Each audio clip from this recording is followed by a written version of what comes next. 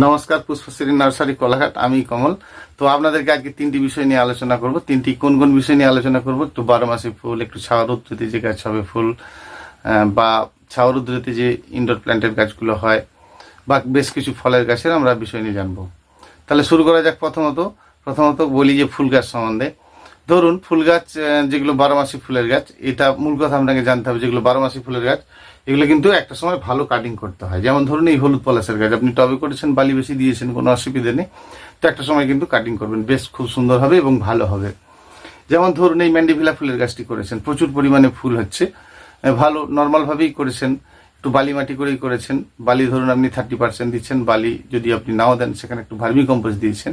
তো vermi compost যদি আপনি দিয়ে থাকেন তাহলে কিন্তু আবার ভার্মি কম্পোস্টটি পরে চেঞ্জ করতে হবে। মানে ধরুন 1-2 বছর ভালো ফুল দেখলেন, আবার সাইডের মাটিকে একটু করে কেটে দিয়ে আবার নতুন করে আপনাকে সুন্দর করে কিন্তু বসাতে হবে। তাহলে এই ধরনের গাছগুলো আমরা এইভাবেই করব। যেমন লুনা জবা, তো লুনা জবা বিশেষ করে এই জবা গাছের ক্ষেত্রে যেগুলো হয় আর কি, জবা গাছের ক্ষেত্রে বেশি ভার্মি কম্পোস্ট দেবেন না। কারণ নির্দিষ্ট সময় যদি ভার্মি কম্পোস্ট দিয়ে আপনি গাছ রোপণ করেন, নির্দিষ্ট সময় যদি আপনি আবার ভার্মি কম্পোস্টটি না চেঞ্জ করতে পারেন সেক্ষেত্রে ক্ষতি। সেজন্য বেশিরভাগই ভালো হবে যে বালি মাটি করে আপনি গাছ রোপণ করবেন, সেগুলো বেশি ভালো হবে। যেমন ব্লিডিং হার্ট, তো ব্লিডিং হার্টে প্রচুর পরিমাণে ফুল হয় এবং খুব সহজ প্ল্যান্ট, রোদ জল ঝড় যাই খাক না কেন ঠিকই আছে। ঠিক জবা গাছে উল্টো, যদি আপনি স্থানীয় জবাগুলো মানে সাধারণ জবাগুলো করেন, সেক্ষেত্রে কিন্তু রোদ জল ঝড় খেলে কোনো ব্যাপার না। কিন্তু বিশেষ করে যারা টপিক্যাল জবা করেছেন তাদের ক্ষেত্রে যদি করতে হয় তাহলে প্রসেসটা মেনে চলা ভালো। সেক্ষেত্রে কিন্তু বালি মাটি করেই আপনাকে গাছ রোপণ করতে হবে। ধরুন আপনি ভার্মি কম্পোস্ট ওটা দিয়েছেন ভালো, কিন্তু একটা সময় আপনাকে আবার চেঞ্জ করতে হবে। যদি আপনি না করেন তাহলে কিন্তু আবার খারাপ। সেটা একটা সময় ভালো হলেও একটা সময় খুব খারাপ, কারণ চেঞ্জ না করতে পারলে এই ভার্মি কম্পোস্ট একটা সময় নষ্ট হবে। তো সেই জন্য বা কোকোপিট দিয়ে করেছেন, সেগুলো একটা সময় নষ্ট হলে আপনার কিন্তু গাছের ক্ষতি হবে, সেটা আপনাকে জানতে হবে। সেই জন্য যেমন খুব সাধারণ গাছ এই ফার্স্ট লাভের গাছটি, ফার্স্ট লাভ আপনি সাধারণভাবে বালি মাটি করে রোপণ করলেন, কোনো ব্যাপার না, বেশ ভালো গাছ হচ্ছে, ভালো ফুল হচ্ছে। তো ভালো ফুল হচ্ছে, একটা সময় আপনি কাটিং করবেন। সেই জন্য এই সমস্ত জাতি গাছগুলোকে আমরা খুব সহজে করতে পারি। যেমন এই ব্লিডিং হার্ট ফুলের গাছটি, তো ব্লিডিং হার্ট ফুলের গাছটি একটু লতানো টাইপসের হয় মানে আপনি কাটিং করবেন তাহলে আপনার ঝোপের মধ্যে থাকবে। যেমন এই নীলমণি লতা গাছে ফুলটি খুবই সুন্দর, দেখেছেন তো। নীলমণি লতা এটা আমরা অনেকেই বলি। তো নীলমণি লতাকে আমরা কিন্তু নামটা জানি না অনেকে, এর নাম কিন্তু পিটিডিয়া আরবরিয়াম।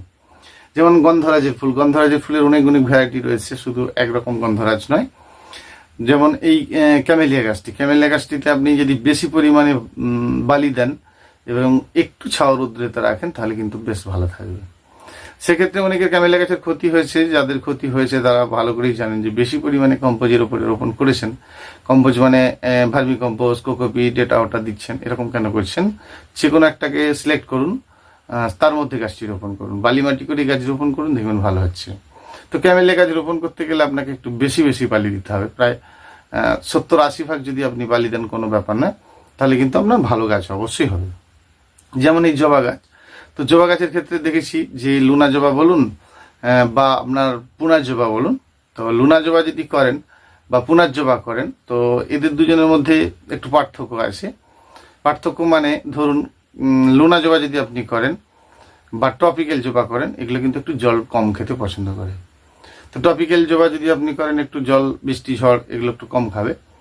আর যদি যখন আপনি সাধারণ জবা করবেন, এই পুনার জবাগুলো করবেন বা দেশীয় কিছু জবা করবেন, এগুলো কিন্তু রোদ জল ঝড় যাই খাক না কেন, যতই গরম হোক না কেন, এদের কিছু যায় আসে না, খুব সুন্দর হয়। সেই জন্য এই সমস্ত জাতি গাছগুলোকে আমরা এইভাবেই খুব সাধারণভাবেই করতে পারি। এবার আসি ফল গাছের বিষয় নিয়ে। যেমন ধরুন এই কুল গাছটি আপনি রোপণ করেছেন, কুল গাছটিতে প্রচুর পরিমাণে ফুল হচ্ছে। তো ফলটি হয়ে যাওয়ার পর কিন্তু আপনাকে গাছ কাটিং করতে হবে, যদি বেশি পরিমাণে আপনি ফল সবসময়ের জন্য চান। যেমন ধরুন আপনার আঙুর গাছ মাটিতে রোপণ করাই যাবে না, সেই জন্য মাটিতে রোপণ করা যাবে না। আপনি প্লেনভাবে এগুলো কিন্তু বালি মাটি করে টবে রোপণ করুন। বিশেষ করে অসুস্থ ফলগুলো একটু বেশি ড্রাই পছন্দ করে, অর্থাৎ আপনি ফল গাছ রোপণ করলে 50% বালি অবশ্যই মেখে গাছ রোপণ করুন, সেটা টবে করুন। আর মাটির ক্ষেত্রে যদি করেন তাহলে কিন্তু অবশ্যই একটু মাটিতে অন্তত একটা বস্তা বালি মেখে দিন। যাদের বালি মাটি রয়েছে তাদের ক্ষেত্রে সমস্যা নেই, কিন্তু যাদের বালি মাটি নেই তাদের ক্ষেত্রে একটু সমস্যা রয়েছে। যেমন এই কালো জামের গাছটি করবেন, আপনি যদি মাটিতে রোপণ করেন অনেকটা সময় নেয় ফল হতে, 4-5 বছর সময় নিয়ে নেয়। সেই জন্য কালো জামটি যদি আপনি করেন টবের মধ্যে করেন, কিন্তু 1 বছরে আপনি ফল পাবেন এবং ভালো পাবেন। যেমন এই বাতাবি লেবু 2-3টি ভ্যারাইটি রয়েছে। তো বিশেষ করে এই বাতাবি লেবু গাছ যখন আপনি করবেন অবশ্যই একটু ড্রাই মাটি অবশ্যই করবেন। সবসময় জানতে হবে এই ধরনের গাছগুলো আমরা কেমনভাবে করব। যেমন ধরুন এই লাভলবির গাছটি করবেন, এগুলো কিন্তু খুব সহজে তাড়াতাড়ি ফল আসে যদি আপনি বালি মাটি অবশ্যই করেন। করে দেখুন, বুঝতে পারবেন যে আপনার ভালো অবশ্যই হবে। যেমন ধরুন এই চেরি গাছ করবেন, তো চেরি গাছটি করবেন মানে চেরি ফল, তো চেরি ফল প্রচুর পরিমাণে ফলে। অবশ্যই এগুলো ড্রাই মাটির গাছ। যেমন লিচু গাছে অনেকে সময় নিয়ে নেয়, যে লিচু হতে একটু সময় নিয়ে নেয়, অবশ্যই আপনি কিন্তু আপনার সময় নেবে না, আপনি একটু বালি মাটি করুন, দেখবেন আপনি বুঝতে পারবেন যে আপনার ভালো অবশ্যই হবে। তো যেমন এই লঙ্গন গাছটি করবেন, তো লঙ্গন গাছ লিচুই মতো দেখতে ফল টলগুলো, বা এই একই ক্যাটাগরির গাছ। অবশ্যই আপনি যখন এই সমস্ত গাছগুলো করবেন কিন্তু এভাবেই করবেন। এবার আসি আমের ক্ষেত্রেও তাই। ধরুন আম গাছে অনেকে ডাল কেটে ফেলে, বেশি ডাল কাটা যাবে না, কারণ ডালটাই যদি আপনি আম গাছের ক্ষেত্রে কেটে দেন তাহলে কিন্তু ফল আসতে অনেক দেরি করে দেবে। যেমন পেয়ারা গাছের ক্ষেত্রে কিন্তু এটা হয় না, দেখেছেন। তো পেয়ারা গাছে যত ডোকা কাটবেন আবার তত বেশি ফল আসবে। যেমন লেবু গাছে যদি আপনি ডোকা বেশি কাটেন তাহলে কিন্তু ফল হচ্ছেন। তার লেবু, আম, জামরুল এগুলো কিন্তু একটা সময় কাটা যায়, সব সময়ের জন্য নয়, সেটা মাথায় রাখবেন। শীত পড়ে যাওয়া মানে গাছের গোড়া কুপিয়ে টুপিয়ে দেবেন, দেখবেন আর জল দেবেন না। কুপিয়ে দেওয়ার পরে কিন্তু একদম জল দেবেন না। জল দেবেন না মানে শীত পড়ে যাওয়া মানে খাবার একদমই দিচ্ছেন না, ভালো করে কুপিয়ে দেবেন এবং গোড়ায় ভালো করে একটু মাটি চুর করে চাপা দিয়ে দেবেন। বেঁচে থাকার মতো আপনি জল দিতে পারেন, তার অধিক কিন্তু জল মোটেই দেবেন না, তাহলে কিন্তু খারাপ। অবশ্যই এইরকম ভাবে করবেন, দেখবেন দারুণ হবে। যেমন এই অ্যাভোকাডোর গাছটি করবেন, তো অ্যাভোকাডোর গাছ যখন আপনি করবেন, তো অ্যাভোকাডো গাছ করতে গেলে কিন্তু আপনাকে অবশ্যই বালি বেশি দিতে হবে, তাহলে কিন্তু আপনি তাড়াতাড়ি ফল অবশ্যই পাবেন। এবার আসি একটু ইনডোর প্ল্যান্টের গাছের দিকে। ইনডোর প্ল্যান্ট বলতে আমরা ইনডোরে কোনো গাছই কিন্তু সারা জীবন থাকে না, এটা জানবেন। ইনডোরে গাছ মানে কি একটু ছাওয়া রৌদ্র সেমি লাইট পছন্দ করে, এরকম ধরনের হয়। তো বিশেষ করে যারা একেবারে ফুল ইনডোর বলে আমরা জানি, সেটি বেশ কয়েকটি গাছ রয়েছে। ইনডোর মানে ধরুন 10 দিন, 15 দিন, 20 দিন রাখলেন, আবার একটু করে মাঝে মধ্যে হালকা রৌদ্র খাবেন, তুলে দেবেন। আর বিশেষ করে আবার দেখুন যেগুলো আর একটু বেশি পরিমাণে রোদ খায় সেগুলোকে আমরা সেমিলাইট বলি আর কি। যেমন এই অ্যারেলিয়ার গাছ করবেন, তো অ্যারেলিয়া গাছটি আপনি যদি একটু ছাওয়া রৌদ্রেতে রাখেন, মানে বেলকনিতে রাখেন, সেই জন্য এই গাছটি কিন্তু, যেমন কামিনী গাছ, তো কামিনী গাছটি যখন আপনি করবেন একটু কিন্তু ছাওয়া রৌদ্রতে রাখতে পারেন, অসুবিধা নেই। তবে কামিনী গাছের ক্ষেত্রে কিন্তু সম্পূর্ণ রৌদ্র হলেও কোনো ক্ষতি নেই, তবে একেবারে ফুল ইনডোরে রাখবেন কিন্তু এই গাছের ক্ষতি হয়ে যাবে। আস্তে আস্তে দেখবেন হঠাৎ নিচে দিকে চুঁয়ে গিয়ে নষ্ট হয়ে গিয়ে বেকার হয়ে যাবে। যেমন এই পায়নাডাসের গাছ আমরা অনেকে ইনডোর প্ল্যান্ট হিসাবে রেখে ফেলি, তো সম্পূর্ণ ইনডোরে কিন্তু এরা নয়, অন্তত আপনার 10-15 মিনিট রৌদ্র পেতে হবে, তবেই সুন্দর হবে। যেমন ইরানথিমামের গাছ, এই গাছটি এমন একটি গাছ আপনি সম্পূর্ণ রৌদ্রে রাখতে পারেন, আবার ছাওয়া রৌদ্রতেও রাখতে পারেন।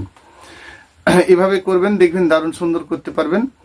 যেমন এই জলগোলাপের গাছ, তো জলগোলাপ গাছ কিন্তু আপনি সেমিলাইটে ছাওয়া রৌদ্রতে দারুণ সুন্দর ফুল হয়। অবশ্যই সাধারণভাবে রোপণ করুন, প্লেন মাটি দিয়ে এই জলগোলাপের গাছটি রোপণ করুন। তো প্রথমত আমরা গাছ রোপণ করতে গেলে গাছের গোড়ায় যতটা মাটি আছে এতটাই কিন্তু গাছ রোপণ করব, এর অধিক কিন্তু করব না। তো এই সমস্ত প্রসেসগুলো যদি আমরা মেনে চলি আর কি, তো গাছ রোপণ করব, গাছে মশলা দেব না, প্রথমত প্লেনভাবে রোপণ করব, টবের নিচে ভালো নুড়ি দেব, শীতকালে কিন্তু ফল গাছে খাবার দেব না। তো বাড়ির ভেতরে যারা গাছ রাখবো এটা আপনাকে জানতে হবে। ধরুন আপনি যদি ধরুন এই তোয়ালাটি আপনি ভিজিয়ে বাড়ির ভেতরে রাখবেন, তাহলে তো আপনার ড্যাম্প হবে। তো বাড়ির ভেতরে যদি আপনি কোনো গাছ রাখেন, মানে ছাওয়া রৌদ্রতে রাখেন, সেক্ষেত্রে কিন্তু আপনার একটু ড্রাই মাটির ব্যবস্থাটা অবশ্যই করতে হবে, এটা আপনাকে জানতে হবে। তো যদি আপনি ড্রাই মাটি না করেন, ধরুন বেশি মাটি দিয়ে ফেললেন, তো সেগুলো তো একটা সময় ড্যাম্প হবে, এটা আপনাকে জানতে হবে। সেই জন্য ড্রাই রাখতে গেলে কিন্তু আপনাকে বালি দিতে হবে। তো সম্পূর্ণ যদি আপনি কোকোপিটও করেন, কোকোপিট কিন্তু কিছুদিন পরে কিন্তু আস্তে আস্তে খারাপের দিকে পৌঁছে যাবে, তারপর কিন্তু আপনাকে আবার সেটি অটোমেটিক কিন্তু ফেলে দিতে হবে 7 থেকে 8 মাস পর। এইভাবেই করতে থাকুন। আজকে 3টি বিষয় নিয়ে বললাম, অবশ্যই ভালো হবে। নমস্কার বন্ধুরা, এভাবেই করবেন, অবশ্যই ভালো হবে যদি আমার কথাগুলো শোনেন। চেষ্টা করব সঠিকটি বলে দেওয়ার। সবাই ভালো থাকবেন, অসংখ্য ধন্যবাদ। অনেকটা সময় দেন, অনেক সময় দিয়ে ভিডিও দেখেন, ভালো থাকবেন। নমস্কার, চেষ্টা করব আরও কিছু নতুন দেওয়ার।